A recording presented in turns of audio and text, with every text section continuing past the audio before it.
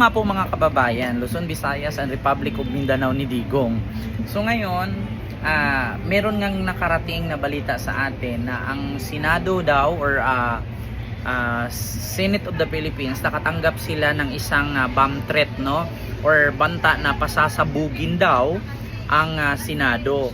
So ngayon, wala naman po tayong ibang pag-iisipan na gumawa ng ganito. Yun po yung mga tao na mahilig magbanta. Kung naalala nyo po, kamakailan lang, 2 linggong nakalipas, yung ating pinakamamahal di umano na si Inday Fiona Puset, pinagbantaan si Pangulong Bongbong Marcos at si House Speaker Martin Romualdez, si First Lady Lisa Araneta Marcos, na kapag ipapatay daw siya or kapag patayin daw siya, ipapapatay niya yung 3 personalidad, si BBM, si Lisa at si Martin.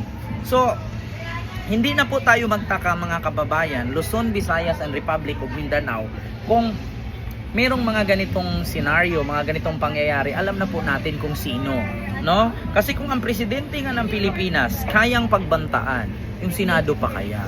Alam nyo naman po ngayon na talagang burido na po talaga at talagang ano na po talaga ang utak ng mga Dutae at ng mga DDS, no? Ay talagang gagawa na lang talaga sila ng hindi maganda, gagawa na lang talaga sila ng ikakasira sa kapwa nila kasi hindi po nila tanggap. So according po dito kasi mga kababayan, hindi nila tanggap na bagsak na po talaga ang idol nila, na walang iba kundi si Digongyo. So ang nakasulat po dito sa balita po sa Inquirer.net, ayan mga kababayan, so Senate tightens security after getting bomb threat. So sabi nga dito, Manila, Philippines, the Senate has tightened its security after receiving a bomb threat through its social media account. So Senate President Francis Chis Escudero confirmed in the Viber message on Wednesday. So while it was not considered as a credible and serious threat, so ang Office of the Sergeant at Arms is nevertheless taking the necessary precaution, Escudero said.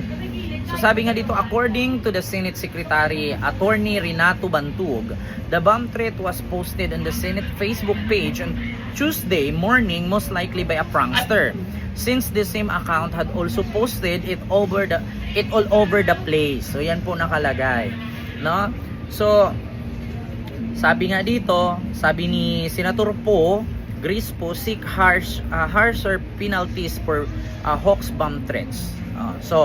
But the Office of the Sergeant at Arms implemented security protocol per SOP starting yesterday, just to be sure, Bantog said in a message to the reporter. Work in the Senate continue despite the threat. Congress is set to take a break starting Thursday. So yun po ang nakalagay. So ngayon mga kababayan, hindi na po tayo magtaka. At huwag na din po kayong magtaka kung may mga ganitong pangyayari at may ganitong senaryo, kasi nga alam naman po natin kung sino po yung mga taong mahilig magbanta. Yung mga tao na mahilig gumawa ng karumal-dumal, kamarimarim, ang tawag doon, kagimbal-gimbal, no? Kasi alam naman po natin kung sino po yung mga taong desperado na, yung mga taong galit, 'di ba? Galit sa buhay nila, galit sa mundo, lalong-lalo na pagka nabulgar ang kanilang kasamaan, lalong-lalo na pag nabisto ang kanilang mga negosyong illegal, 'di ba? So wala na po tayong ibang pag-isipan kung sino po, 'di ba? Kasi kung tutuusin niyo mga kababayan, pagdating kasi sa pamilyang Dutae ngayon, talaga pong burido na utak nila. Kailangan nilang gumamit ng sandamakmak na fentanyl para mawala sa isipan nila yung mga pangyayari at hindi na nila matanggap sa sarili nila kung ito ba talaga ang nangyari sa buhay natin? Ito ba talaga ang kahinatnan or consequences ng ginawa natin sa bayan? Diba? Kasi actually, meron tayong kasabihan mga kababayan, Luzon, Visayas, and Republic of Mindanao ni Digong, na hindi sa habang buhay ang ating life ay nasa taas. Minsan bumababa tayo. Parang dagat yan eh. Merong high tide, merong low tide. Parang gulong yan. Minsan nasa ibabaw, minsan nasa ilalim. Umiikot lang ang buhay. So kung ang buhay nila noon ang nasa power pa sila ay maganda. Kung ang buhay nila noon ay nasa power pa sila, ay sila ang nasusunod. Ngayon ibahin po nila. Wala na sila sa power. At hindi po sa habang buhay na yung mga supporter nila ay susuportahan sila. Alam niyo minsan yung mga supporter may utak yan eh.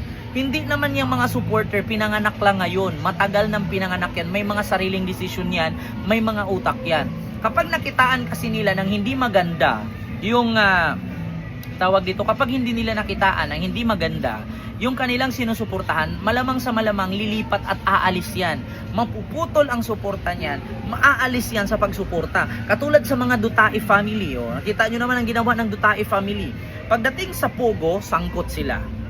Kasi actually, hindi naman mangyayari na ang Pogo ay isisi lang natin kay Alice Go o Huaping. Hindi din natin po pwedeng isisi kay Pangulong Bongbong Marcos ang Pogo, kasi alam nyo kung bakit. Ang Pogo kasi, mga kababayan, ay inaprubahan po yan ni Digongyo nung panahon na siya ang presidente. So siya pa nga ang nagsabi, sa Pogo, walang masama sa Pogo, malaki ang pera sa Pogo.